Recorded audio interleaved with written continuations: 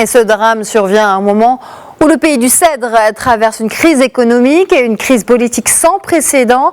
Alors, quels effets cette catastrophe va avoir sur la classe politique libanaise déjà fragilisée? Je vous propose d'écouter Jean-Paul Chagnolot. Il est président de l'IREMO et spécialiste du Proche-Orient. On l'écoute.